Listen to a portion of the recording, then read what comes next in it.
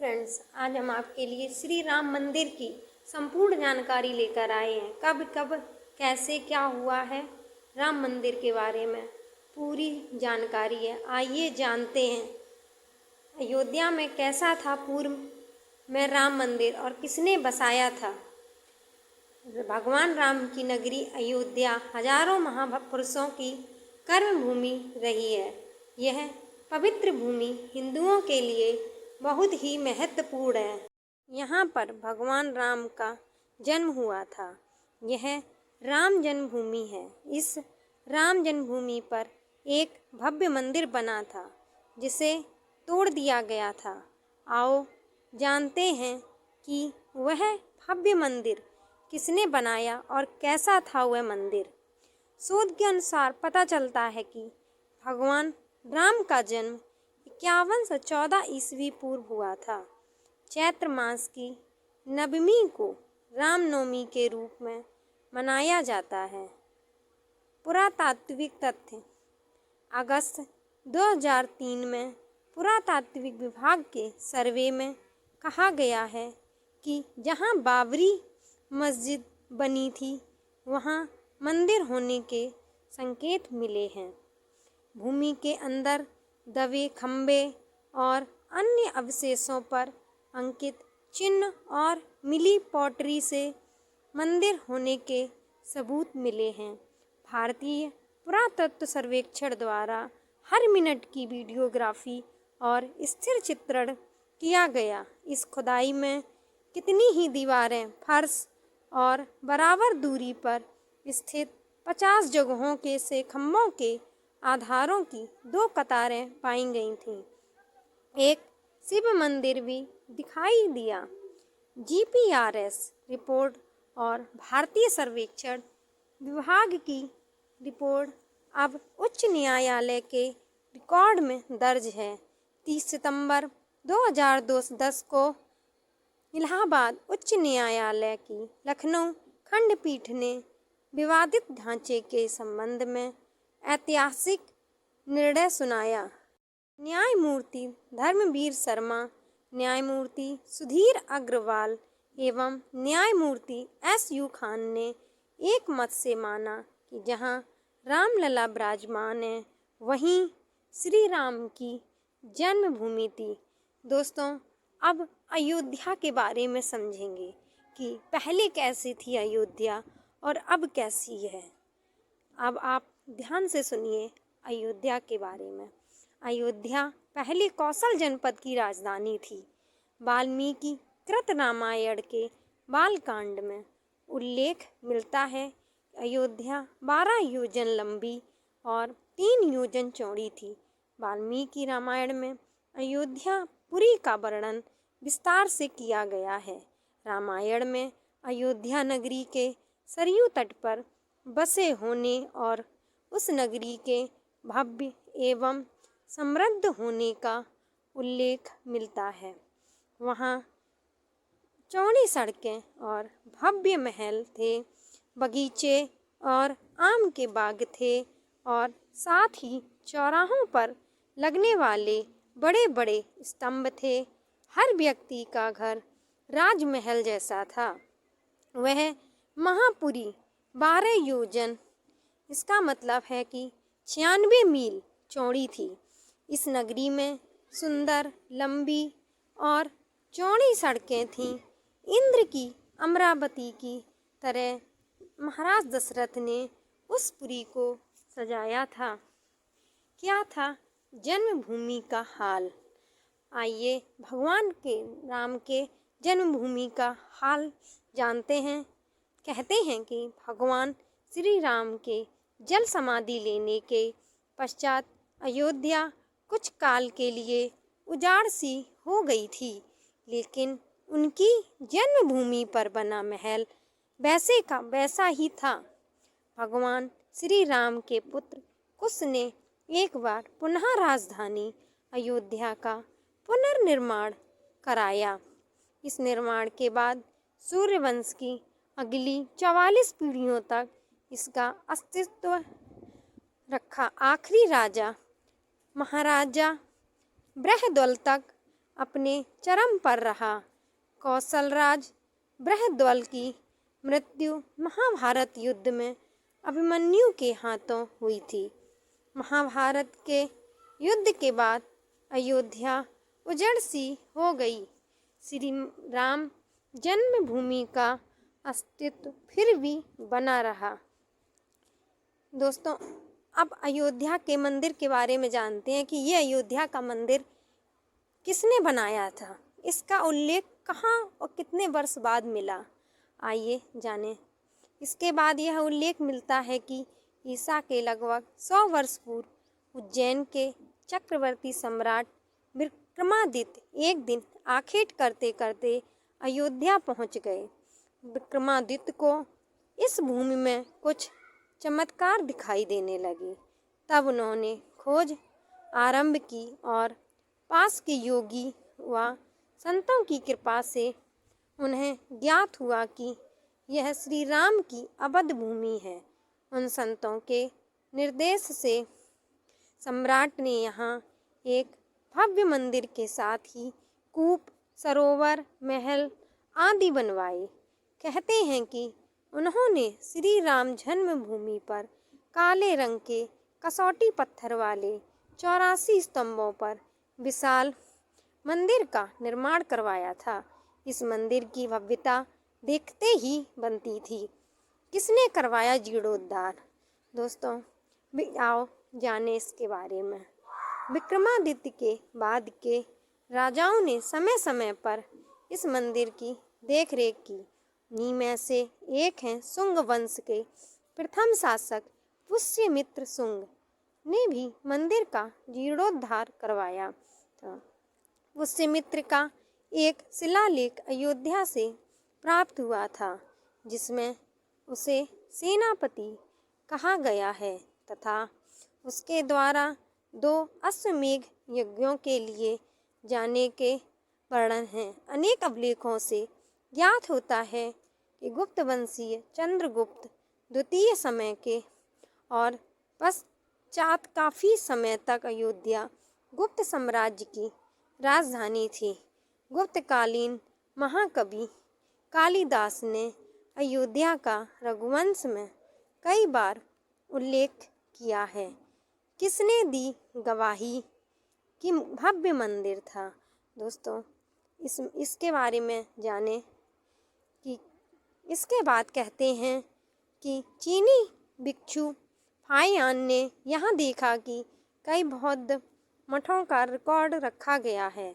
यहाँ पर 7वीं शताब्दी में चीनी यात्री हेन सांग आया था। उसके अनुसार यहाँ 20 बौद्ध मंदिर थे तथा 3000 भिक्षु रहते थे और यहाँ हिंदुओं का एक प्रमुख और भव्य मंदिर भी था, जहाँ रोज हजारों की संख्या में लोग दर्शन करने आते थे, जिसे राम मंदिर कहा जाता था। कब शुरू हुआ मंदिर का पतन? इसके बाद ईसा की 11वीं शताब्दी में कन्नौज नरेश जयचंद आया तो उसने मंदिर पर सम्राट विक्रमादित्य के प्रशस्त शिलालेख को उखाड़कर अपना नाम लिखवा दिया। पानीपत के युद्ध के बाद जयचंद का भी अंत हो गया। इसके बाद भारतवर्ष पर आक्रांताओं का आक्रमण और बढ़ गया। आक्रमणकारियों ने काशी, मथुरा के साथ ही अयोध्या में भी लूटपाट की और पुजारियों की हत्या कर मूर्तियां तोड़ने का क्रम जारी रखा। लेकिन 14वीं सदी तक अयोध्या में राम मंदिर को तोड़ने में सफल नहीं हो पाए। विभिन्न आक्रमणों के बाद भी सभी झंझावातों को झेलते हुए श्री राम की जन्मभूमि पर बना भव्य मंदिर 14वीं शताब्दी तक बचा रहा। कहते हैं कि सिकंदर लोदी के शासनकाल के दौरान यहाँ मंदिर मौजूद था। अंततः 1527 से 28 में अयोध्या में स्थित भव्य मंदिर को तोड़ दिया गया और उसकी जगह बाबरी का ढांचा खड़ा किया गया।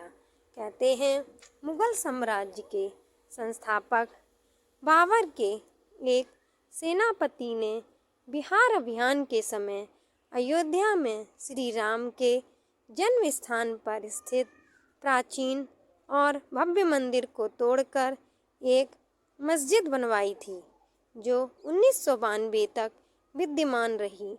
बाबरनामा के अनुसार 1528 में अयोध्या पड़ाव के दौरान बाबर ने मस्जिद का निर्माण का आदेश दे दिया था। अयोध्या राम जन्मभूमि देश के सबसे लंबे चलने वाले केस में एक है। राम जन्मभूमि का इतिहास बहुत पुराना है। 1528 से लेकर 2023 तक श्री राम जन्मभूमि के पूरे 495 वर्षों के इतिहास में कई मोड़ आई। इसमें 9 नवंबर 2019 का दिन बेहद खास रहा, जब 5 जजों की संवैधानिक बेंच ने ऐतिहासिक फैसला सुनाया। 1528 में मुगल बादशाह बाबर के सिपह सालार मीर बाकी ने विवादित जगह पर मस्जिद का निर्माण कराया। इस स्थान को लेकर हिंदू समुदाय के लोगों द्वारा यह दावा किया कि यहाँ भगवान राम की जन्मभूमि है और इस स्थान पर एक प्राचीन मंदिर भी था। हिंदू पक्ष के लोगों ने मस्जिद में बने 3 गुंबदों में से एक गुंबद के नीचे भगवान राम का जन्म स्थान बताया। 1853 से 1949 तक श्री राम जन्मभूमि पर जहां मस्जिद का निर्माण किया गया, वहां के आसपास के कई स्थानों पर पहली बार 1853 में दंगे हुए। इसके बाद 1859 में अंग्रेजी प्रशासन ने विवादित स्थान के पास बाड़ लगा दी और मुसलमानों को ढांचे के अंदर, वहीं हिंदुओं को बाहर चबूतरे के पास पूजा करने की इजाज़त दे दी। 1949 में अयोध्या श्री राम जन्मभूमि का असली विवाद 23 सितंबर 1949 को तब हुआ जब मस्जिद में भगवान राम की मूर्तियां मिली। इसे लेकर हिंदू समुदाय के लोग कहने लगे कि यहाँ साक्षात भगवान राम प्रकट हुए हैं। वहीं मुस्लिम समुदाय के लोगों ने आरोप लगाया कि किसी ने चुपके से यहाँ मूर्तियाँ रखी हैं। ऐसे में यूपी सरकार ने तुरंत मूर्तियों को वहाँ से हटाने के आदेश दिए, लेकिन जिला मजिस्ट्रेट डीएम के नायर ने धार्मिक भावना को ठेस पहुँचने और दंगों भड़काने के डर से इस आदेश में असमर्थता जताई। इस तरह से सरकार द्वारा इसे विवादित ढांचा मानकर ताला लगा दिया गया। 1950 में फैजाबाद के सिविल कोर्ट में 2 अर्जी दाखिल हुई। इसमें एक तो विवादित भूमि पर रामलला की पूजा की इजाज़त और दूसरी मूर्ति रखने की इजाज़त पर थी। अब 1961 के बारे में जानते हैं कि क्या हुआ। यूपी सुन्नी वक्फ बोर्ड ने एक अर्जी दाखिल की और विवादित भूमि पर पोजीशन और मूर्तियों को हटाने की मांग की। अब 1984 के बारे में जाने। 1 फरवरी 1986 में यूसी पांडे की याचिका पर फैजाबाद के जिला जज KM पांडे ने हिंदुओं को पूजा करने की इजाज़त दे दी और ढांचे पर लगे ताले को हटाने का आदेश दिया। 1992 में क्या हुआ, आइए जानते हैं। यह दंगा ऐतिहासिक रहा। 6 दिसंबर 1992 को BHP और शिवसेना समेत कई हिंदू संगठन के लाखों कार्यकर्ताओं ने विवादित ढांचे को गिरा दिया। इससे देश भर में सांप्रदायिक दंगे हुए और हजारों की तादाद में लोग मारे गए।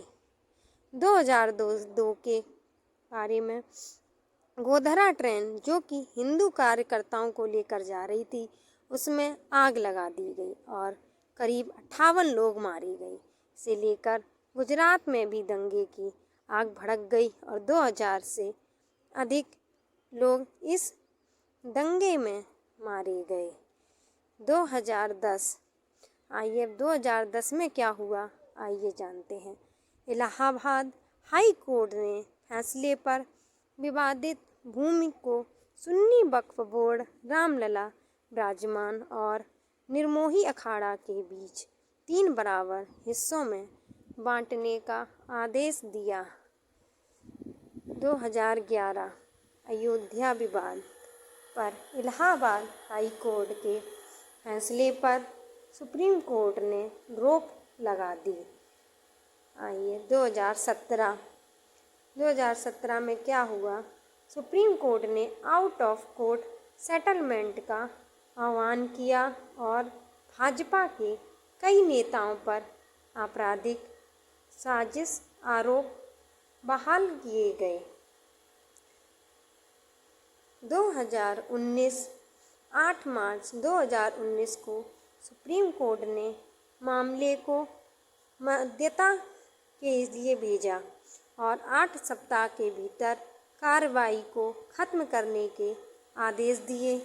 इसके बाद 1 अगस्त को मध्यस्थता पैनल ने रिपोर्ट पेश की और 2 अगस्त को सुप्रीम कोर्ट मध्यस्थता पैनल मामले में समाधान निकालने में कामयाब नहीं रहे।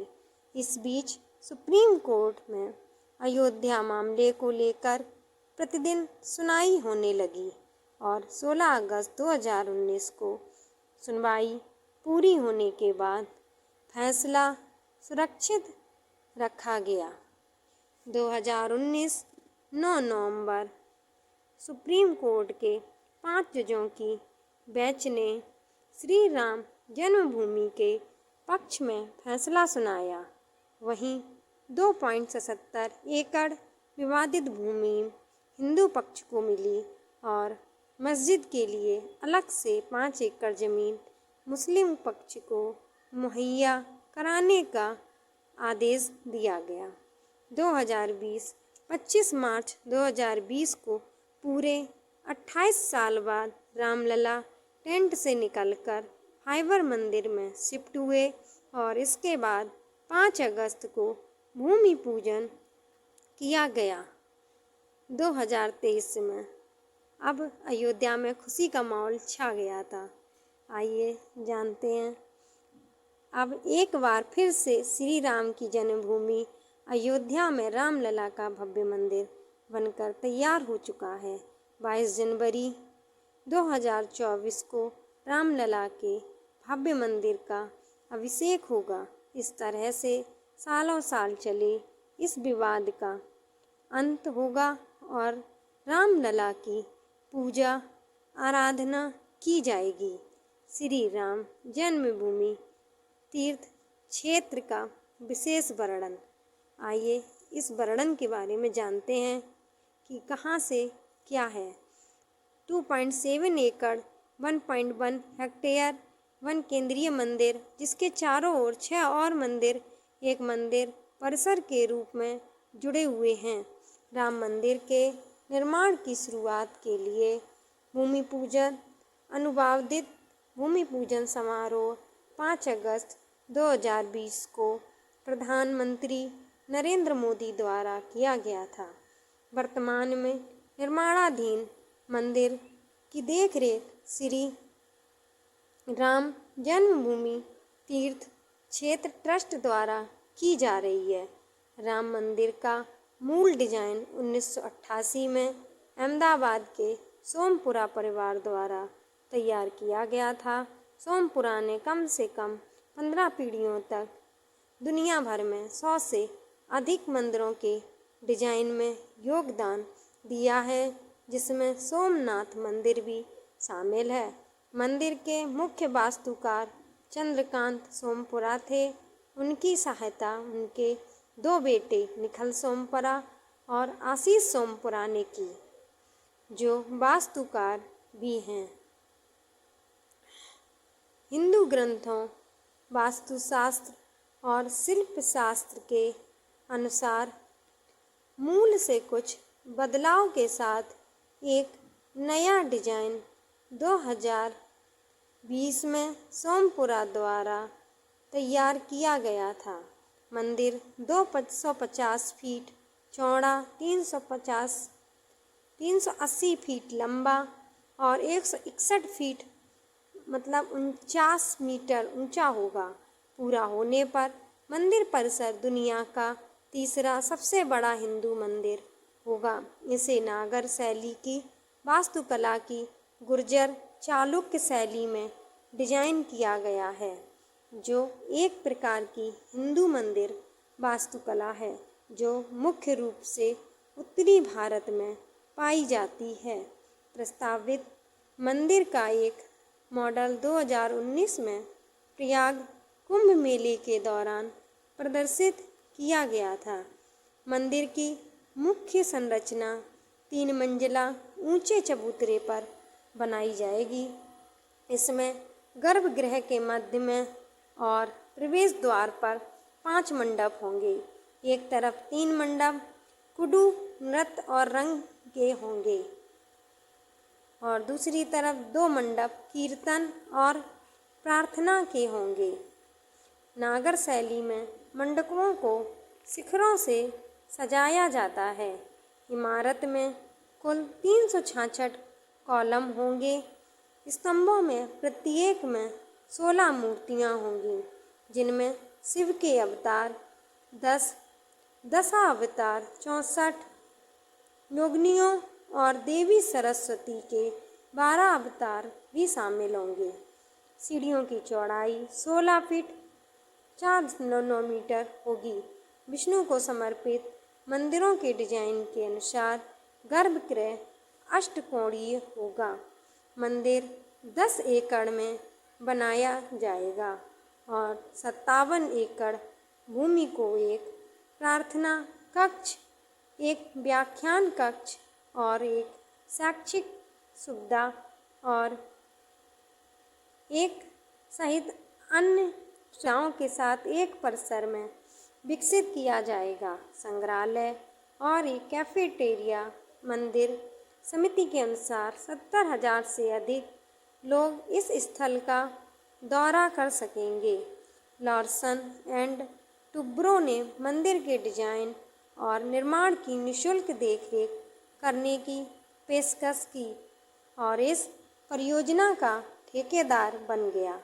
केंद्रीय भवन अनुसंधान संस्थान, राष्ट्रीय भूभौतिकीय अनुसंधान संस्थान और बॉम्बे, गुवाहाटी और मद्रास IIT मिट्टी परीक्षण, कंक्रीट और डिजाइन जैसे क्षेत्रों में सहायता कर रहे हैं।